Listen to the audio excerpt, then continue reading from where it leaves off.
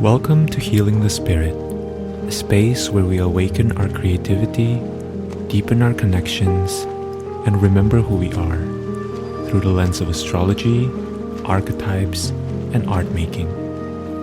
I'm your host, Jonathan Coe.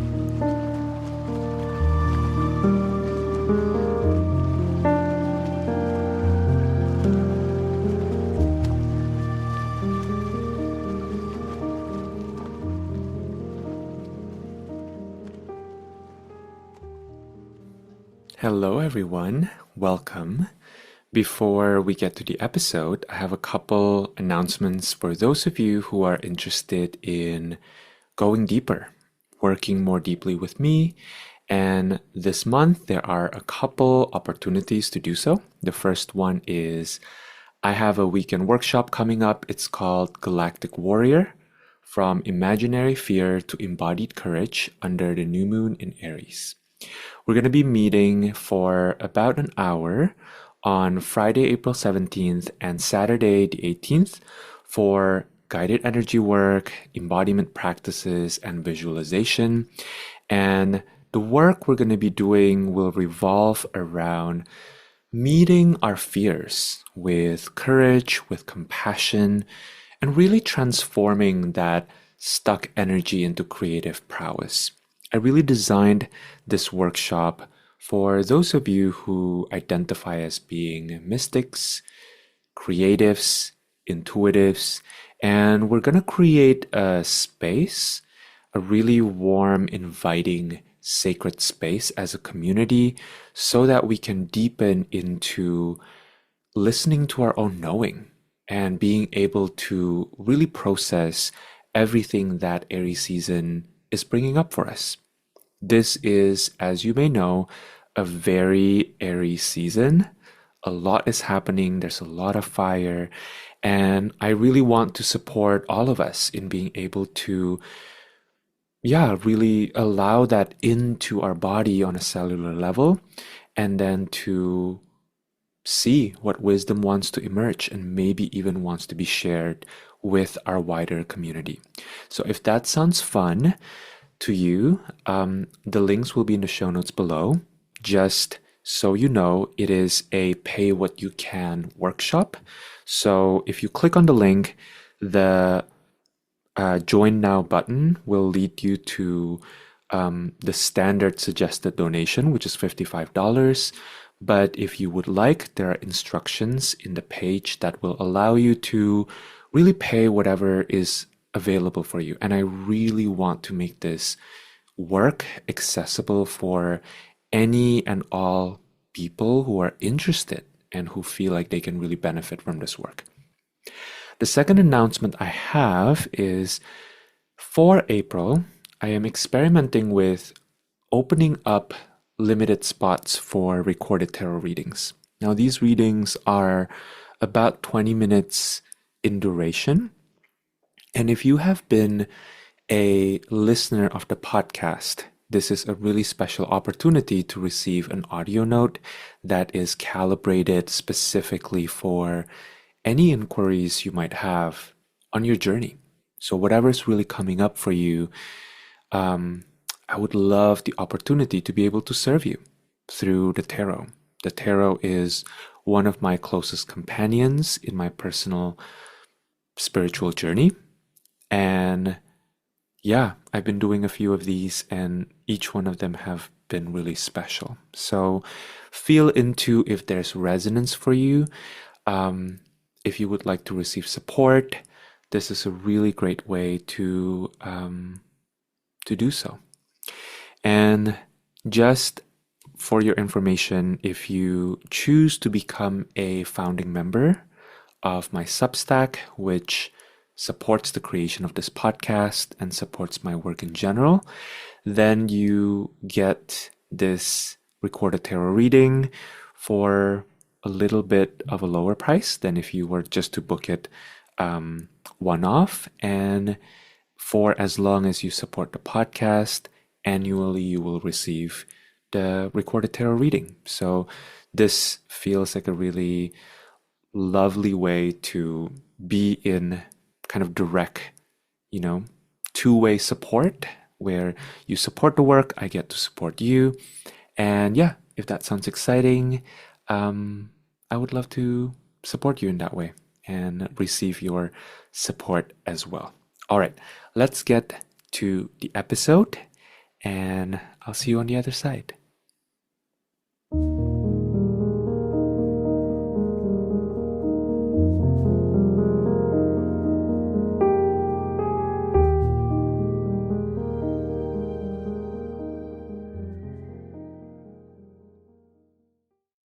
Hello, everyone. Welcome to Healing the Spirit.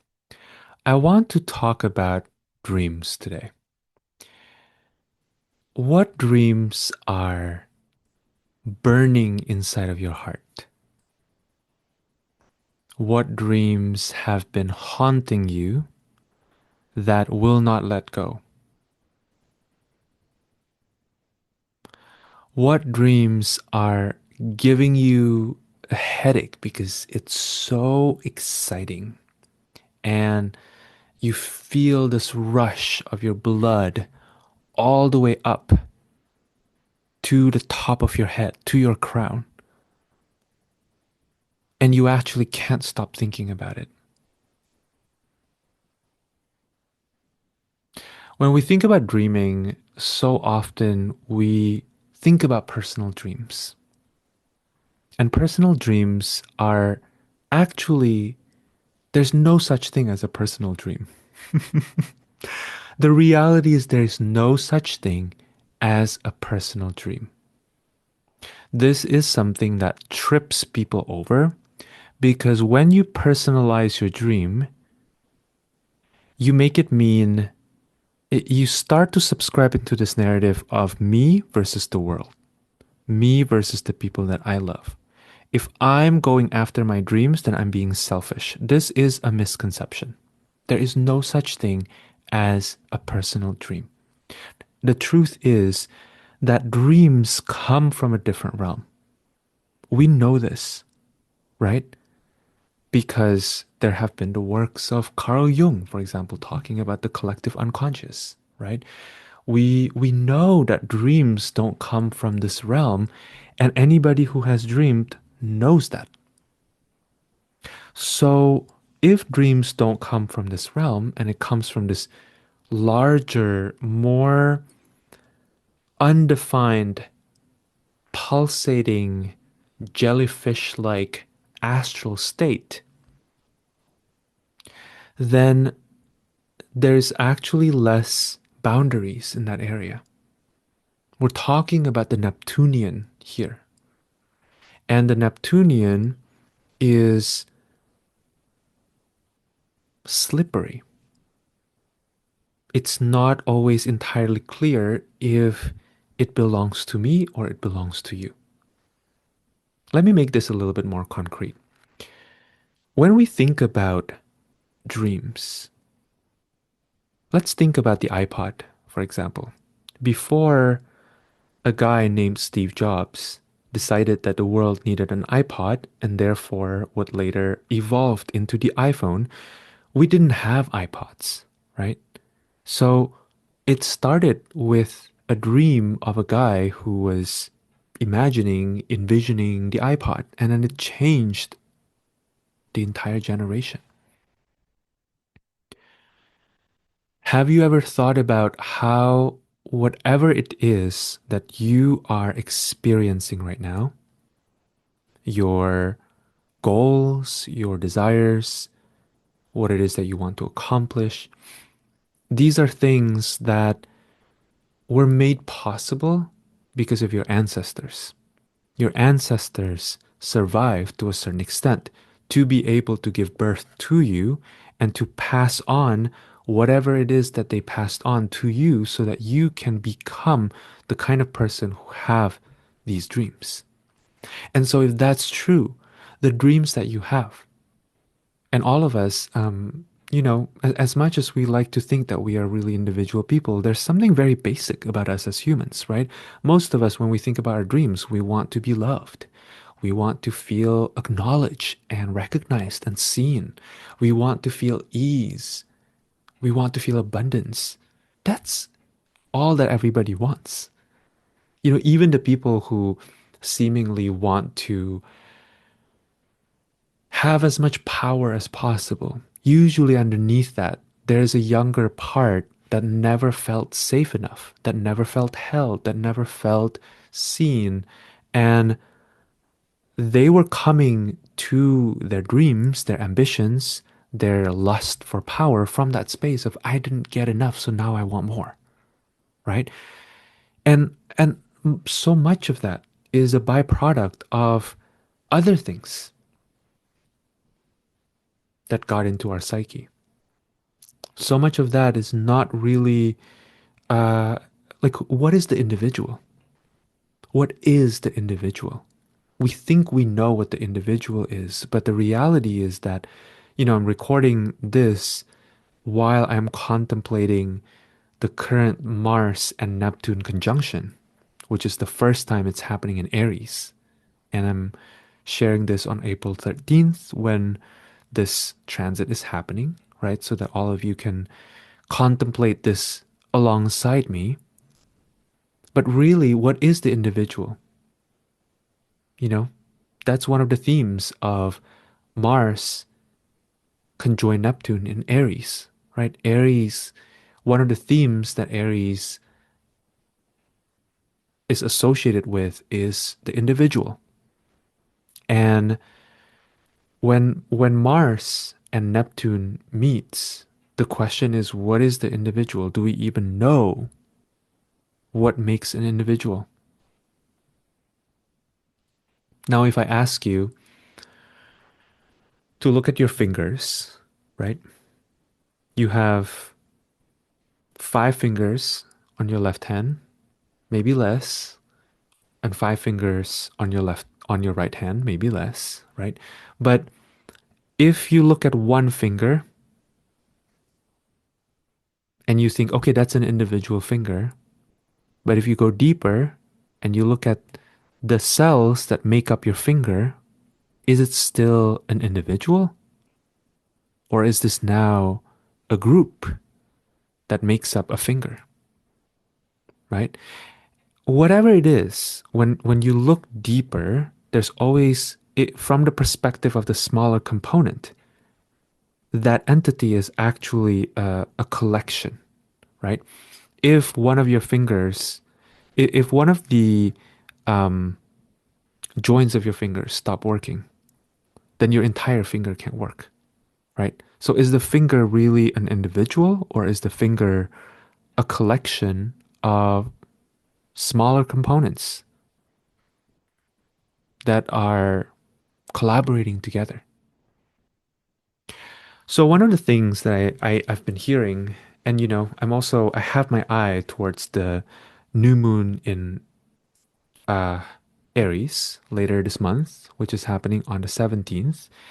And that new moon is conjoined Chiron. And I'm thinking about this a lot because we have a workshop coming up um, to, essentially, wow, it has a long title. And let me find what the title is because I want to talk about it. Um, Give me 1 second.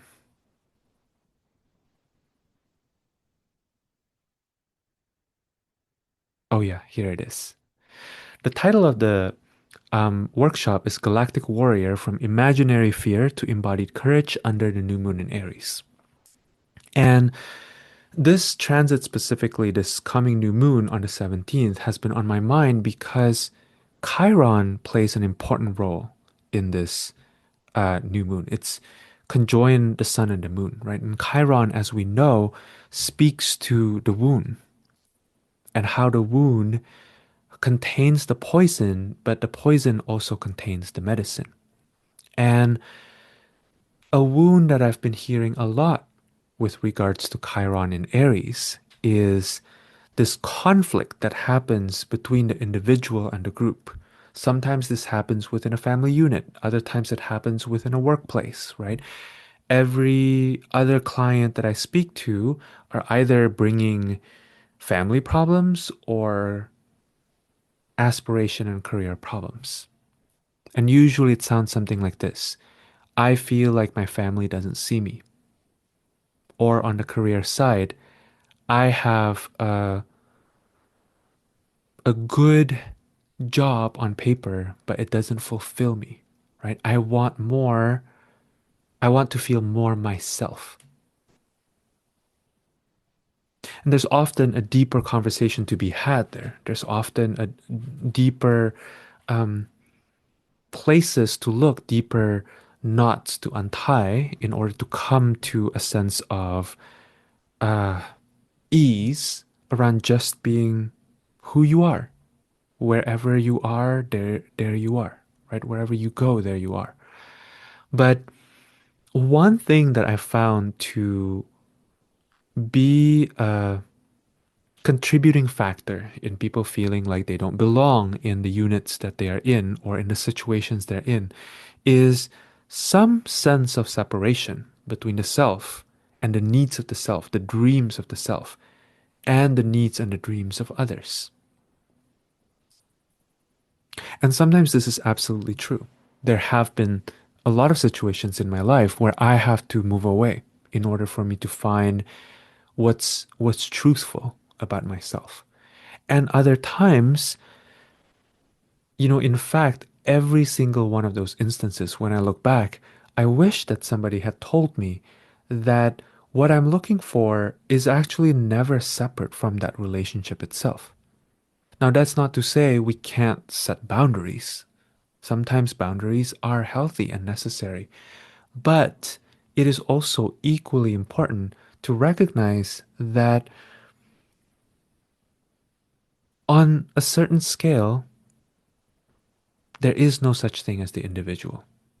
And so, whatever it is that you dream, it will have collective repercussions, it will have relational repercussions. And if you know that that dream is coming from a pure place, then chances are you are facilitating healing. I'm currently reading A Course in Miracles. And one of the things that A Course in Miracles talk a lot about is the idea of atonement. And atonement being this kind of divine correction is how I conceptualize it in this moment. I'm not super far into A Course in Miracles just yet, but atonement is really a shift, right? A shift back into true nature that the divine provides for us, that life provides for us, that God provides for us. And one of the things that I've noticed in contemplating about this idea of atonement is that who you are is never a problem. You never have to change who you are. If you know that something is coming from your core and there are people around you who makes that a problem, this is not something to solve within yourself. This is a matter of you recognizing that in that moment, when other people seemingly can't understand you, it's because they can't understand themselves. And in them looking at you and making you a problem, which can be a very hurtful experience, very often it is not because there's something wrong with you. It is because other people are trying to integrate what they haven't through interacting with you. You are in that moment a mirror for other people. And your job is to not forget who you are and to not forget what you came here to be.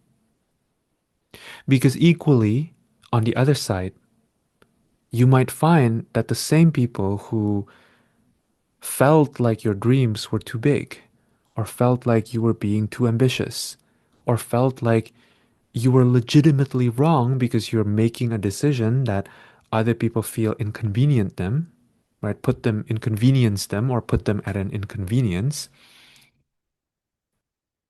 The reality is that you are teaching them. You are, in fact, teaching them an essential aspect of reality that is refracting through you. that your uniqueness is essentially medicine for people around you. Now, many people have paid very high prices in this lifetime or in their previous lifetimes for being themselves, especially when the environment around them couldn't appreciate them or celebrate them for who they are being and their contribution. And I don't want to minimize the pain of that. That can be very painful. Many of us have had that experience in this lifetime, and many of us carry really intense memories of that within this lifetime. But also, that is not an invitation to drop your dreams, because the dreams that feel so alive and so potent within you is inviting you to make meaningful changes in your life, to go forward and be a leader, chart the path, and in so doing, evolve all of us. There's a collective aspect to this, there's a communal, relational aspect to this that cannot be discounted, right? The person who goes first tends to experience the most intense opposition, but also they are shifting the patterns, they're expanding the possibilities. And in this space that we're currently in, with Mars conjoined Neptune, that bigger picture is not yet clear, right? We're also, during this Aries season, experiencing a square between the Sun in Aries to Jupiter in Cancer. And so this might be showing up in terms of challenges coming up for, oppositions coming through from people that you love the most. You might find that people who you've been caring for a very long time seemingly is rising against you, or people who have been nurturing you for a long time, who have been caretaking you, is suddenly doing something that's really hurtful to you. And this is such a powerful opportunity to find where our investments are. Because wherever we're invested in things showing, turning out certain outcomes, we are actually losing our power. Because our power is always moving through us and it's asking us to move in ways that we may not be able to plan yet. So, this is what I'm going to leave us with. The invitation with this transit that we're in, and if you listen to the April uh, episode where I talk about the overarching um, narrative of the specific